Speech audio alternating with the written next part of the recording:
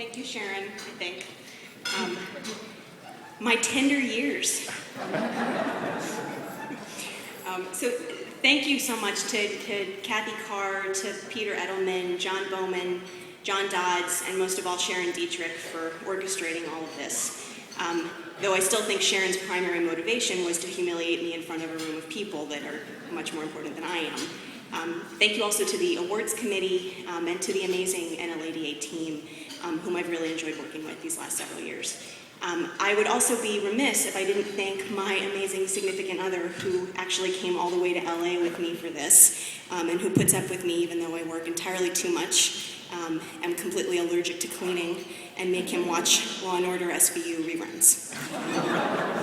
So in NLADA contexts, I've become accustomed to being called emerging, which I think is a rather peculiar word, but I think it's a euphemism for baby lawyer. Now, I'll be honest, there are pros and cons to being a baby lawyer. First off, you get nicknames. Lots and lots of nicknames. My own personal collection varies from the fairly obvious, such as the young one with capital Y, capital O, to the much more out-of-the-box little shrimp. Sharon gets the blame for that one. And in a similar vein, you really can't go so much as a day without being told that you were in kindergarten then, when anyone tells a story that happened any farther back than last week. My sources tell me I get to graduate from kindergarten when I turn 30 next year, but I'll believe that when I see it. In addition, you get made fun of when you get geekily starstruck, when you see people like Peter Edelman, or Alan Houseman, or John Bowman, or Don Saunders for the first time. All that being said, and on a much more serious note, being the baby lawyer is a pretty special experience. Perhaps I've treasured most the opportunity to work with and learn from amazing mentors like Kathy Carr and Sharon Dietrich. You can't find better mentors and role models, as well as my other nominators. Sharon in particular deserves to be made fun of. I'm sorry, a special shout out as well. In addition to being my mentor from day one, she quickly became my big sister in many ways. She oversaw my education as a burgeoning Phillies fan. She literally kept me fed at times because I would work round the clock. She would leave yogurt cups and Asian rice bowls and the occasional bottle of needed wine, don't tell Kathy, in my office when I got too wrapped up in pushing back on whatever the latest media effort to trash the disability programs was. She most importantly gave me opportunities to do amazing work, much of which I never dreamed I'd have the chance to do, let alone in my first few years of practice. And she did this amid her always ambitious workload, making time to be an incredible mentor and teacher, and I'll never be able to thank her enough. My beginnings as an anti-poverty advocate started in earnest with my second law school summer at CLS. My earliest memory of that summer is without question the peerless John Whitelaw, who would stomp around the North Philly office, silver bangles shaking, ponytail flying, and exclaiming various things that I can't repeat on a dais, in his unmistakable British accent.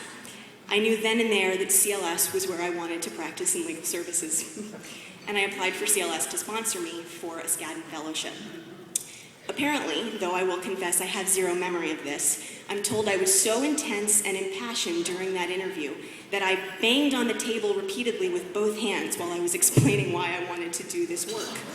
And I'm told in the process that I scared off most of my interviewers, except for Sharon Dietrich, who herself might be called a little bit intense.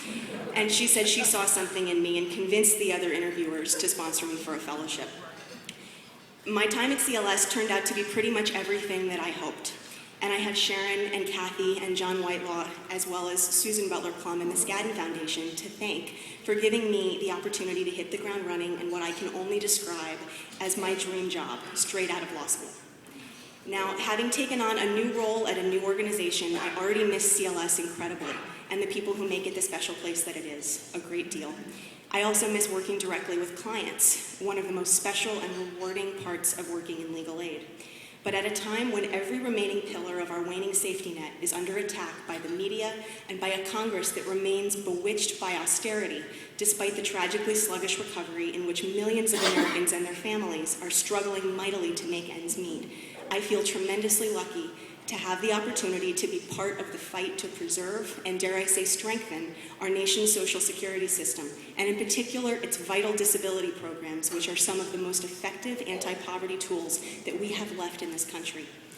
I told one of my favorite clients, Harvin, whom I helped get SSI benefits when I was at CLS, making it possible for him to get off the streets and into safe and stable housing, that I was leaving. After chiding me for leaving him behind, he said that I had his permission if it meant that I would be trying to stop his already sub-poverty level benefits from being cut. So with that, I'll close with just a two-part message. First, to any baby lawyers or baby lawyers in training, or not so baby lawyers, but babier lawyers in the room, I urge you to think big and find a program that will support you in doing and growing and in taking risks like CLS did for me. Pick a mentor who inspires and challenges you. Seek out people who are doing exciting, groundbreaking, and world-shaking stuff, and surround yourself with them. Work with them as much as you can, and learn from them as much as you can. Take advantage of every day, because every day has the potential to be a tremendous learning experience when you're the baby lawyer in the group. The second part of my message is to the program directors and managers in this room, of which I think there are a lot more. I urge you to take a chance on your baby and not so baby lawyers. Take a page out of Kathy Carr and Sharon Dietrich's book and make your programs ones that support and grow with your younger staff. Grow with them when they have big ideas, when they get excited, and when they want to take things in new directions and exercise leadership. Make sure that they have opportunities to be challenged and to develop skills, and not just litigation skills, and to grow. And lastly, don't rule out the candidate who in her interview bangs her hands on the table when she tells you how much she wants to do this work. Thank you.